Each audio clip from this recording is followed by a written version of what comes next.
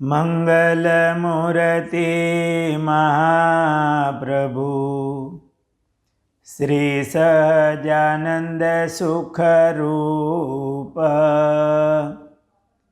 ભક્તિ ધર્મ સુત શ્રી હરિ સમરું સદાય અનુપ. બોલો સ્વામિનારાયણ ભગવાનની જય. વાલા ભક્તજનો, જય સ્વામિનારાયણ. એકવાર મહારાજ દાદા ખાચરના દરબારગઢમાં વિરાજમાન હતા. એ વખતે ત્યાં જે સંતો ભક્તો બેઠા હશે એને મહારાજે પૂછ્યું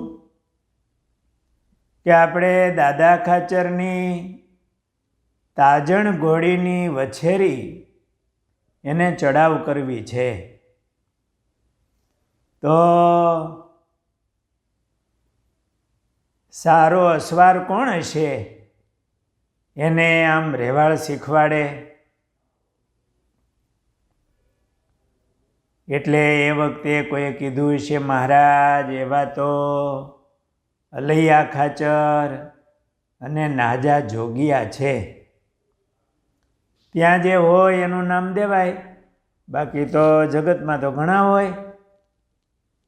પણ આ મહારાજના ભક્તો ત્યાં ગઢપુર આવ્યા હોય એટલે એમનું નામ દીધું. મહારાજ એ ઘોડાને ચડાવ ની આવડત એનામાં બહુ સારી છે. તો મહારાજ કે એમને બોલાવો, એ ક્યાં હશે? મહારાજ અત્યારે તો એ ઘેલામાં ગળા સુધી આમ પાણીમાં બેસી અને તપ કરે છે. શિયાળાનો સમય, બહુ ઠંડી પડતી હોય, એમાં પાણીમાં બેસી મહારાજનું ધ્યાન કરે, મહારાજનું સ્મરણ કરે અને આવું તપ કરે.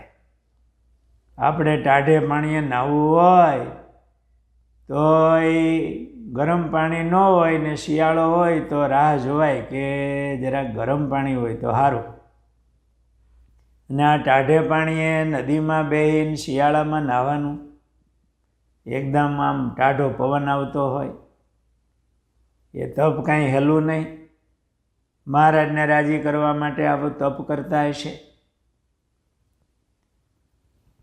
એમાં પછી બપોરના કાંઈ આવ્યા હશે, મહારાજે બેયને બોલાવ્યા અને વાત કરી કે આપણે આ તાજણ ઘોડીની વછેરી એને ચડાવ કરવી છે, તે અસવાર સારો કોણ હશે? એટલે નાજા જોગ્યાએ હાથ જોડ્યા કે મહારાજ આપની આજ્ઞા હોય તો હું કરું. મને આ અલૈયા ખાચર જેવું તો ન આવડે મહારાજ, કારણ કે એને પહેલેથી એના બાપ દાદા વખતથી સારા ઘોડા એની પાસે, અને મારે તો આ એભલ ખાચરની કૃપાથી કંઈ ઘોડા નહીં, ટાયડી ઘોડી હતી, તો એ એક ટાયડી ઘોડી એમાં હું મહારાજ મોટો થયો છું. પણ આપણે આજ્ઞા કરશો તો મહારાજ આપની ઈચ્છા હોય તો હું એવું થોડું જાણું ઘોડાને આમ સવાર કરવાનું.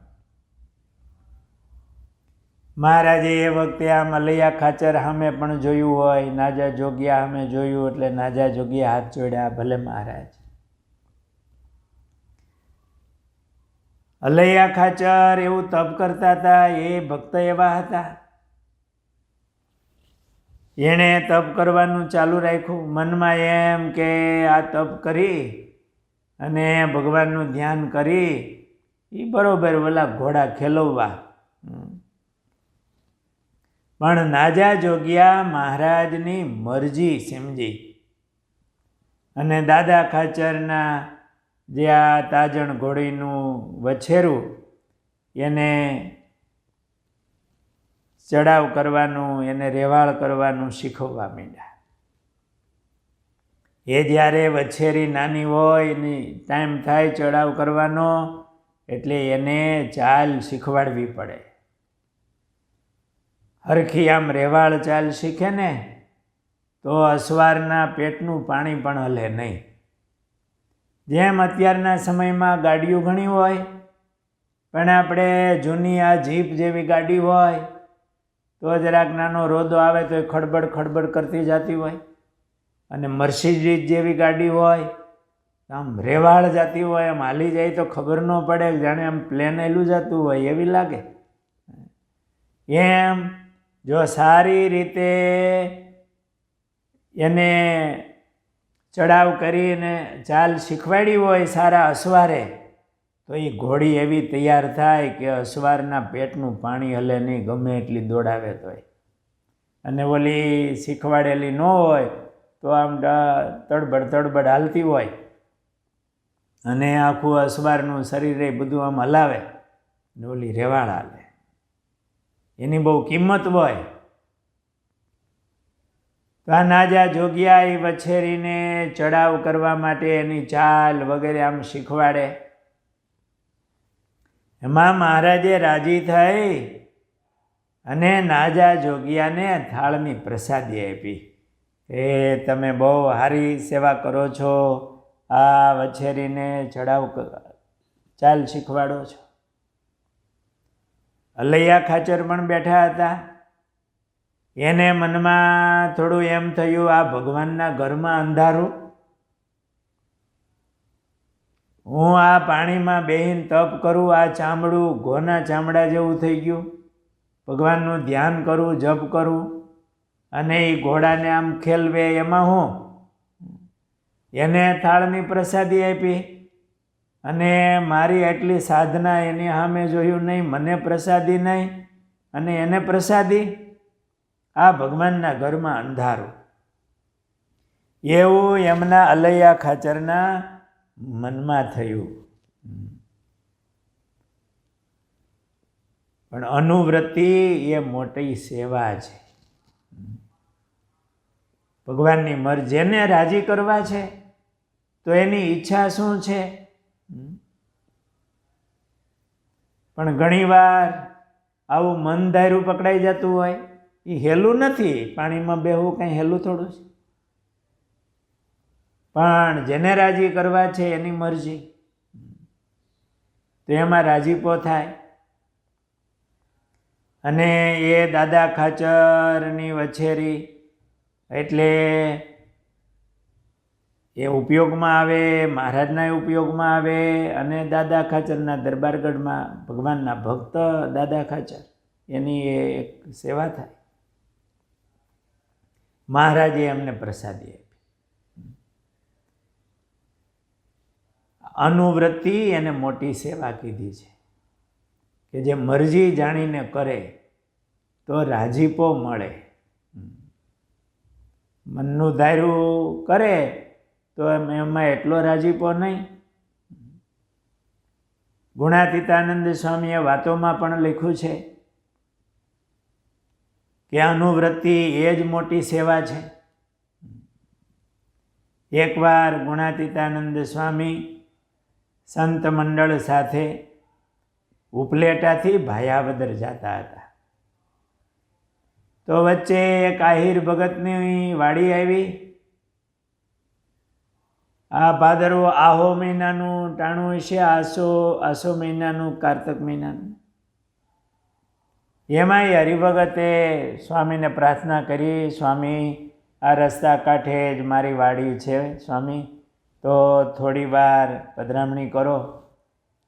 અને સ્વામી આ ખેતરમાં અત્યારે રાજગડા ચીબડા થયા છે, એનું અથાણું બહુ સારું થાય, તો સ્વામી આપણા મંદિરમાં કામ લાગશે, તો થોડાક ચીબડા ઉતારી. સ્વામી રાજી થયા. ઝાડવા નીચે ઠાકોરજી પધરાવીને બેઠા, અને ભેગા સંતો હતા, બીજા હરિભક્તો બધાય ખેતરમાંથી એ ચીબડા ઉતારવા માટે ગયા. પહેલાં થોડા કોણા કોણા ચીબડા લઈ આવ્યા, એટલે એને ધોઈ સુધારી ઠાકોરજીને ધરાવ્યા. પછી એ ભગત ઉપર સ્વામી બહુ રાજી, એટલે સ્વામી પણ થોડા ચીબડાની મહારાજને ધરાવી હતી. એ પ્રસાદી જમતા જાય અને પહેલાં ભગત અરે વાતો કરતા જાય. એમાં બે સાધુ બાજુમાં થોડેક દૂર બેઠા હશે, બહુ વૈરાગ્યવાળા, લોટ પીને રહેતા, એવું તપ કરતા. એટલે રોટલા શું કરવા, ટાઈમ જાય ખોટો. એટલે લોટ હોય એને છાશમાં કે પાણીમાં ડોઈ અને ભગવાનને સંભાળીને પી જાય અને ભગવાનનું ધ્યાન, નામ સ્મરણ વગેરે કરે. આવો વૈરાગ, આવું તપ. એને પછી નામ પડ્યું એનું લોટિયા સાધુ, એવું કહેવાતા. લોટ પીને રહેતા. સ્વામીના શિષ્યો હતા, સ્વામી ભેગા રહેતા હતા, ગુણાતીતાનંદ સ્વામી ભેગા. તો સ્વામી ઓલું ચીબડું જમતા જાય, વાત કરતા જાય, એટલે ઓલા બે થોડુંક આમ વાતું કરતા હશે. મોટા પુરુષ તો બધું એનું આમ જરાક મોઢા હમું જોવે જ જાણી જાય કે હું વાતું કરે છે. કાને થોડુંક સંભળાણું હતું. તો અંતર્યામી જેવા સાધુ હતા. વાતો એવી કરતા હતા કે આ બહુ મોટા કહેવાય છે. અને આ ચીબડા જમતા જાય ને વાતું કરતા જાય. ચીબડા બહુ સારા થયા છે, ભગતને રાજી કરવા માટે સ્વામી વાતું કરતા હોય. ત્યારે સ્વામી એની સામું જોઈને બોલ્યા કે તારા ત્યાગ વૈરાગ્યનું અથાણું નહીં થાય અને આ ચીબડાનું તો અથાણું થાય. ને મંદિરમાં હરિભક્તો આવે, સંતો આવે, એ વખતના સામાન્ય વ્યવહાર, એટલે રોટલો હોય, છાશ હોય કે દાળ હોય અને ભેગું થોડુંક અથાણું મળી જાય ને તો સારો ટેકો થઈ જાય. કે આ અથાણું તો ઠાકોરજીના થાળમાં ધરાવા હે અને સંતો હરિભક્તોના ઉપયોગમાં આવશે. તારા ત્યાગ વૈરાગ્યનું કાંઈ અથાણું નહીં થાય, એવું સ્વામીએ વાત કરી. એ મન ધાર્યું કરતા હશે. તો ત્યાગ વૈરાગ્ય એ ભગવાનને બહુ વાલો છે. તપ ભગવાનને બહુ પ્રિય છે. એની ના નહીં, પણ ભગવાનના ઉપયોગમાં, ભગવાનના ભક્તના ઉપયોગમાં આવાય. ભગવાનની મરજી જાણે, મોટા પુરુષની મરજી જાણે. ગુણાતીતાનંદ સ્વામી તો બધુંય જોતા હોય કે મંદિરનો વ્યવહાર, સંતો હરિભક્તો બધું ઠાકોરજીના થાળમાં ઉપયોગમાં આવે. ઓલાને પોતા પૂરતું. અને એટલે સ્વામીએ એવું કીધું. બીજા સાધુઓ ચીબડા ઉતારવા ગયા હતા અને સ્વામી પણ પહેલાં હરિભક્તને રાજી કરવા માટે વાત કરતા હતા. તો એ રાજીપો આ સેવા કરનારા ઉપર થયો. એમ મહારાજનો અહીંયા અનુવૃત્તિ આ નાજા જોગ્યા સમજી ગયા. નહીતર એ તપ કરતા હતા પાણીમાં બેસીને જ.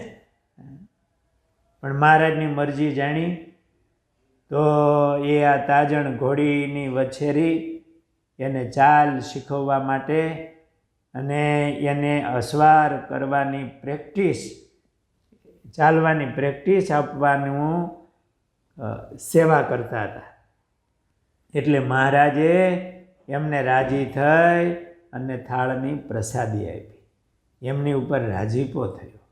આ નાજા જોગ્યા એ આવી રીતે મહારાજની અનુવૃત્તિ સમજનારા, ભગવાનમાં હેતવાળા, મરજીને જાણનારા અને મહારાજના કૃપાના પાત્ર હતા. આ નાજા જોગિયાનું નામ નિષ્કુળાનંદ સ્વામીએ ભક્ત ચિંતામણીમાં લખ્યું અને એ ભક્તને આપણે યાદ કરીએ છીએ. આપણા જીવનમાં પણ તપાસવું. મનનું ધાર્યું મૂકવું બહુ કઠણ હોય છે. મનની માન્યતાઓ મૂકવી બહુ કઠણ હોય છે.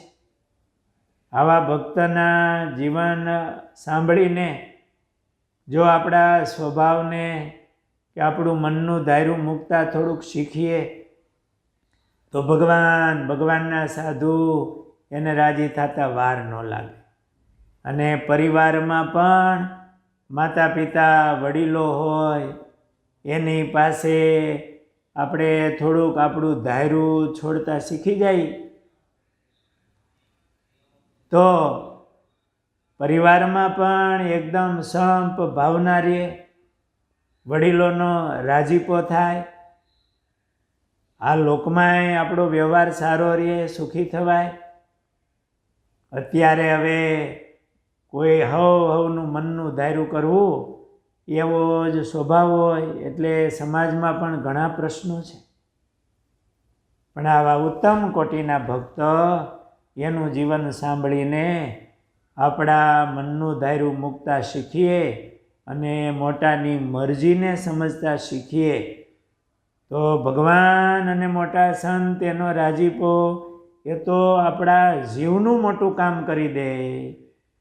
સાથે આપણે જે પરિવારમાં રહેતા હોઈએ ત્યાં પણ આપણો કાંઈ સંકલ્પ હોય ક્યારેક ધાર્યું ન થાય કે બીજાની મરજી સમજીને થોડુંક છોડતા શીખીએ તો આ લોકમાં પણ સંપથી સુખેથી રહેવાય. એક ઘોડાને પણ સારો એની કિંમતવાળું ઘોડું કરવું હોય ને તો એને ચાલ શીખવાડવી પડે છે અને એને શીખવાડનારા હોય. એમ આપણા જીવનમાં પણ આપણે આપણું મન બરડ ન થાય, આપણો સ્વભાવ બરડ ન થાય એવી પ્રેક્ટિસ એ કરવી જોઈએ અને કરાવનારા જોઈએ. આ ગુણાતીતાનંદ સ્વામીની વાતોમાં કે આવા ભગવાનના ભક્તોના ચરિત્રોમાં આપણને એ શીખવા મળે છે. તો આપણા જીવન સામે જોઈને આપણી કાંઈ ખામી હોય તો એને દૂર કરતા શીખવી તો મહારાજનો આપણી ઉપર રાજીપો થાય. સહજાનંદ સ્વામી મહારાજની